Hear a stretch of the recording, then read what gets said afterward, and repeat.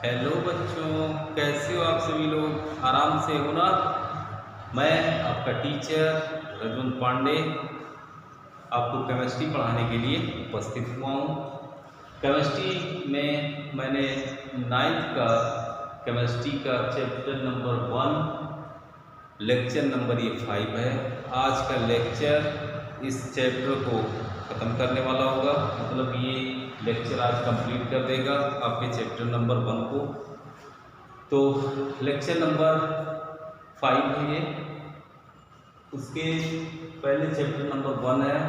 देखिए, इस पूरे टॉपिक में आपको क्या क्या चीज़ें बताई गई हैं। हमने 4 वीडियो ऑलरेडी अपलोड किए हैं। ये हमारा 5वां वीडियो है। 5वां वीडियो, आप 4 वीडियो को नहीं देखें तो पहले इसको देखिए, तो उसके बाद इसको देखिएगा। देखिए, मैंने कल आपको बताया था गलनांक बिंदु, और आज आपको बताने वाले हैं क्वथनांक बिंदु। क्वथनांक बिंदु किसे कहा जाता है? किसी द्रव का वह तापमान जिस पर वह अपनी द्रव अवस्था को छोड़कर गैसीय अवस्था में परिवर्तित हो जाता है, क्वथनांक बिंदु कहलाता है। मतलब वह बिंदु, वह तापमान जिस पर कोई गैस मतलब जिस पर कोई द्रव किसमें परिवर्तित हो रहा है? गैसीय अवस्था में परिवर्तित हो रहा है। मतलब द्रव किसमें बदल रहा है? द्रव बदल रहा है गैस में। तो जिस तापमान पर, मतलब जिस ताप पर ये क्रिया होती है, ये प्रक्रिया होती है, उसी को कहा जाता है क्वथनांक बिंदु। अब वाष्पीकरण की गुप्त ऊष्मा, वाष्पीकरण की गुप्त ऊष्मा अभी आपको हम इसको फिगर के माध्यम से भी समझा देंगे। वाष्पीकरण की गुप्त ऊष्मा 1 किलोग्राम हम द्रव ले रहे हैं। 1 किलोग्राम द्रव को उसके क्वथनांक पर द्रव अवस्था से वाष्प अवस्था में बदलने के लिए जितनी ऊष्मा की आवश्यकता होती है, या जितने ताप की जितनी ऊष्मा की आवश्यकता होती है, उसी को कहा जाता है वाष्पीकरण की गुप्त ऊष्मा। ये बात क्लियर हुआ। उसके बाद ऊर्ध्वपातन किसे कहा जाता है? पदार्थ द्रव अवस्था में बदले बिना ही द्रव से सीधे गैस में बदल जाए, और उसी को कहा जाता है ऊर्ध्वपातन। और यदि गैस से सीधे ठोस में बदल जाए, मतलब ठोस से सीधे गैस में बदल जाए, तो उसको क्या कहा जाता है? ऊर्ध्वपातन। लेकिन गैस से यदि सीधे, मतलब द्रव में ना बदले, बल्कि सीधे कहाँ पर बदल जाए?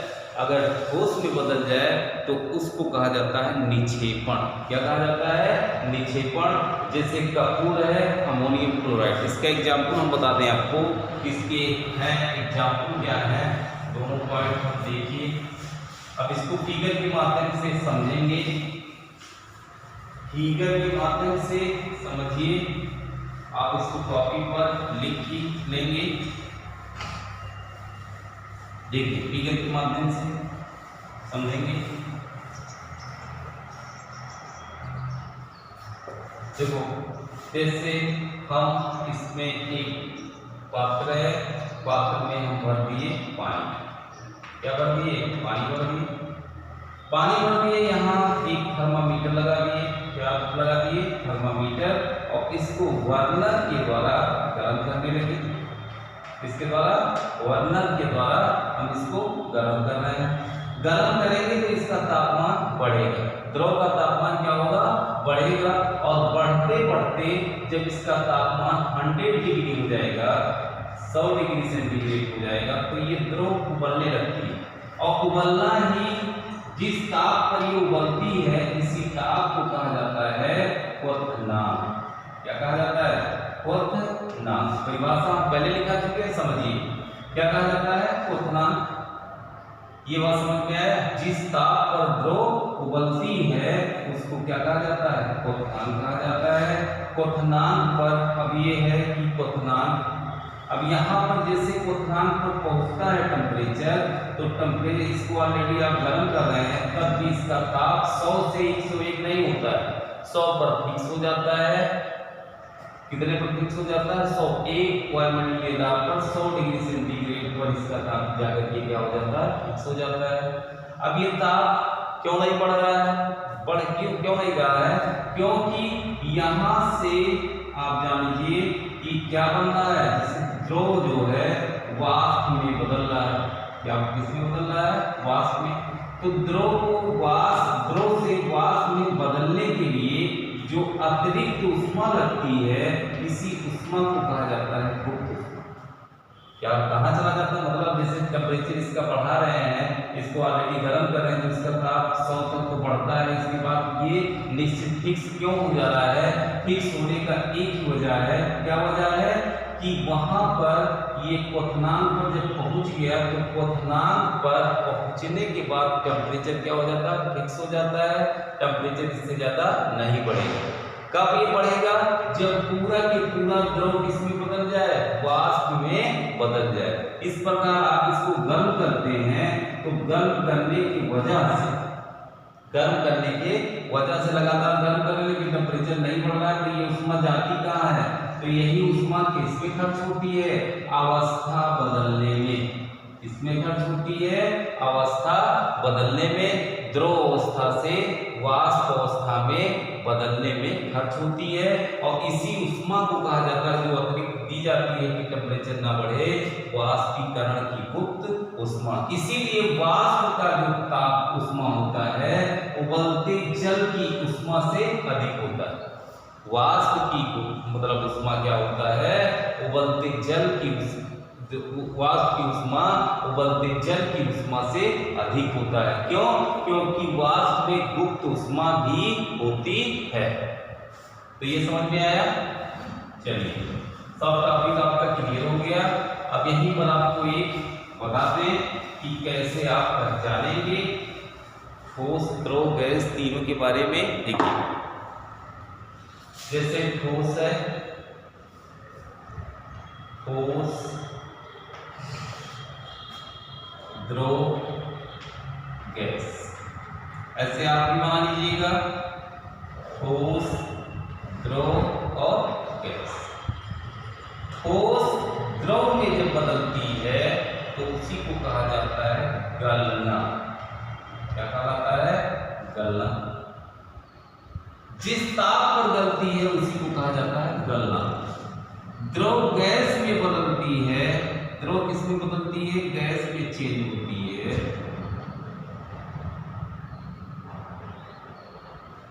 तो इसको कहा जाता है वाष्पन। क्या कहा जाता है? वाष्पन। वाष्प में बदल रही है।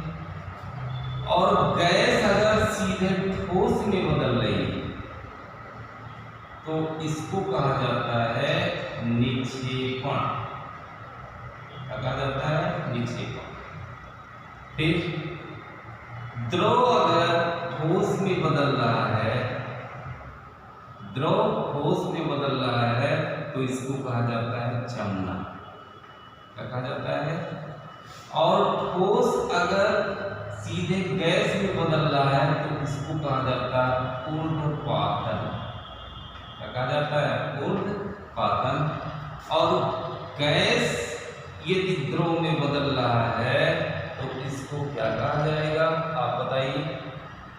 गैस द्रव में बदल रहा है तो इसको क्या कहा जाएगा? बोलिए। गैस द्रव में बदल रहा है तो इसको क्या कहा जाएगा? ध्यान से देख करके बताइए।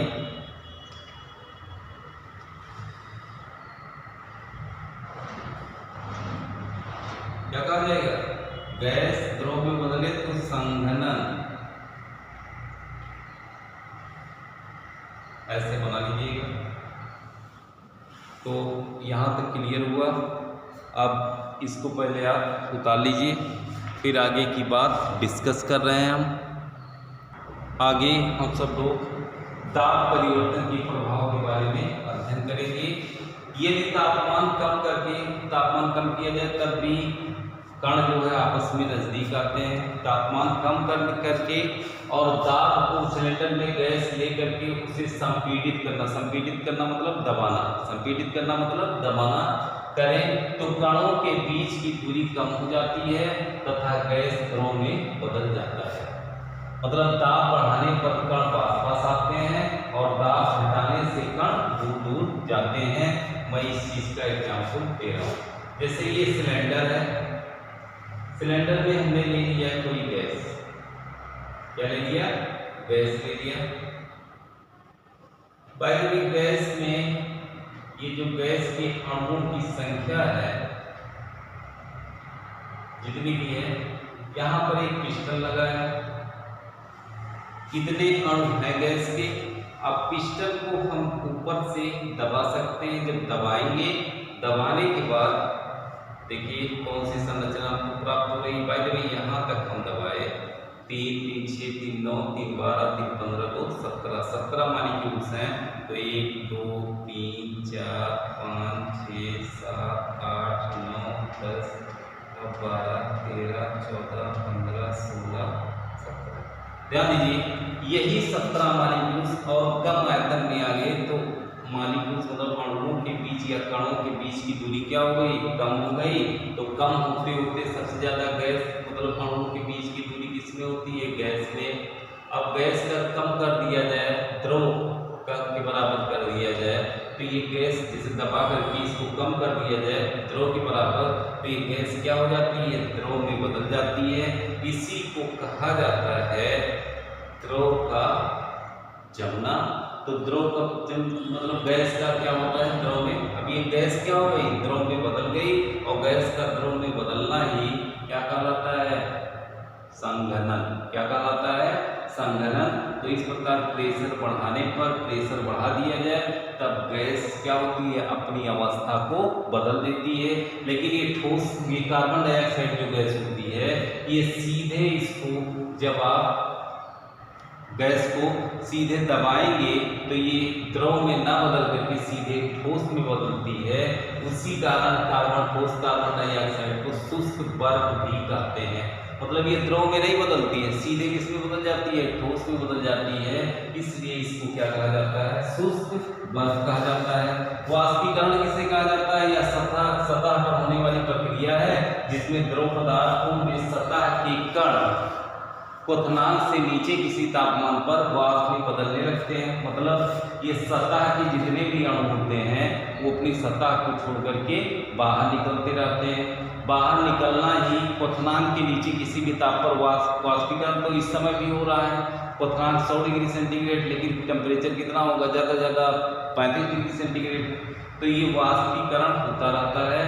आप एक चीज याद रखिए, सतह के जो अणु होते हैं उनकी ऊर्जा अंदर वाले अणुओं से अधिक होती है। अतः वह क्या कार्य करते हैं कि एक्स्ट्रा एनर्जी होने के कारण वो अपनी सतह को छोड़ करके बाहर निकल जाते हैं। इसी को कहा जाता है वाष्पीकरण। क्या कहा जाता है, वाष्पीकरण। यहाँ तक क्लियर हुआ बच्चों, यहाँ तक क्लियर हुआ तो इसको आप उतार लीजिए, उतारिए। आगे थोड़ा सा और बचा है, आगे देखिए।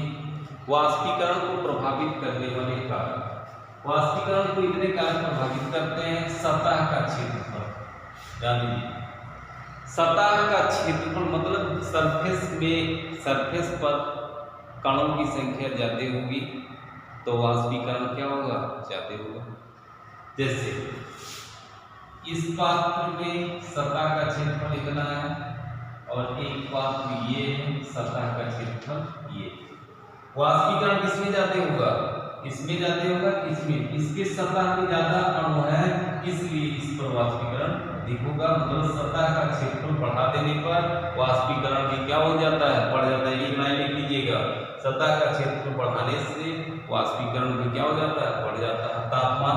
तापमान बढ़ाने से ऊर्जा भी बढ़ जाती है, सतह के अणुओं की संख्या भी बढ़ जाती है, मतलब ऊर्जा भी इनकी बढ़ जाती है। इस प्रकार वाष्पीकरण क्या हो जाता है, बढ़ जाता है। आर्द्रता मतलब नमी जब वातावरण में होती है तो नमी होने की वजह से वाष्पीकरण क्या हो जाता है, कम। नमी है, ऑलरेडी वातावरण में नमी है, तो जो नमी है और फिर ये नमी ही पैदा करता है, तो नमी पहले से उपस्थित है तो वहां पर वाष्पीकरण क्या हो जाता है, घट जाता है। वायु की गति, वायु तेज चल रही है तो वो क्या करता है, मतलब जल के मॉलिक्यूल्स को अपने साथ खींच ले जा रहा है। इसलिए कपड़ा वपड़ा देखिए जब बाहर हवा चलती है तो उसमें जल्दी सूख जाता है। क्यों, क्योंकि वाष्पीकरण तेज हो जाता है। तो हवा की गति तेज रहेगी तो वाष्पीकरण क्या हो जाएगा, तेज हो जाएगा। वाष्पीकरण से शीतलन होती है। वाष्पीकरण कहीं भी हो रहा है, जैसे आप जान लीजिए कि विक्स अपने मतलब माथे पे लगाएंगे तो कुछ देर के बाद ठंडा महसूस होता है। बहुत सारे आयल होते हैं, हिमगंगे होता है, तो इससे क्या हो जाता है, ठंडा क्यों उत्पन्न हो जाता है, क्योंकि यहाँ पर जो वाटर है, सर में जो है वाटर की मॉलिक्यूल्स हैं, वो जब तेल लगाते हैं तो तेल काम क्या करता है कि उस वाटर को बाहर निकाल देता है, वाष्पीकरण होने लगता है। तो वाष्पीकरण के कारण अब जब जान लीजिए कि दिमाग मतलब यहाँ सर के मस्तिष्क के आसपास के जो जल के पार्टिकल हैं वो बाहर निकलते हैं, तो वो बाहर अपने मतलब मस्तिष्क या खोपड़ी से कुछ अलग ज़्यादा एनर्जी खींच करके बाहर निकलते हैं। तो इस प्रकार खोपड़ी का टेम्परेचर क्या हो जाता है, डाउन हो जाता है। जैसे पेट्रोल को हाथ में डाल लीजिए तो ठंडक उत्पन्न होती है। कैसे उत्पन्न होती है, क्योंकि ये पेट्रोल जैसे ही डालते हैं तो यहाँ से जो जल के अणु हैं उनका वाष्पीकरण हो जाता है। वाष्पीकरण कब होगा, जब वो हाथ से अतिरिक्त ऊर्जा या ऊष्मा लेकर के बाहर निकल जाते हैं। इस प्रकार हाथ की हथेली ठंडक उत्पन्न करती है, मतलब ठंड हो जाती है। क्यों ठंड हो जाती है, क्योंकि ऑलरेडी जो जलवाष्प के मॉलिक्यूल्स थे उन्होंने क्या किया, हथेली से ऊष्मा लेकर के बाहर निकल गए। इस प्रकार से हमको क्या होती है, कहीं भी वाष्पीकरण होती है तो वहाँ पर ठंडक उत्पन्न होती है। इसी प्रकार से जैसे कूलर है, कूलर जब चलता है तो ठंडक उत्पन्न, क्योंकि वाष्पीकरण हो रहा है, वाष्पीकरण होने से क्या होती है, ठंडक उत्पन्न होती है। तो ये चैप्टर आपका यहीं तक था। अब आज इतने ही, नेक्स्ट अगले टर्न पे लेकिन चैप्टर आपका खत्म हुआ। आप सबका दिन शुभ हो, धन्यवाद।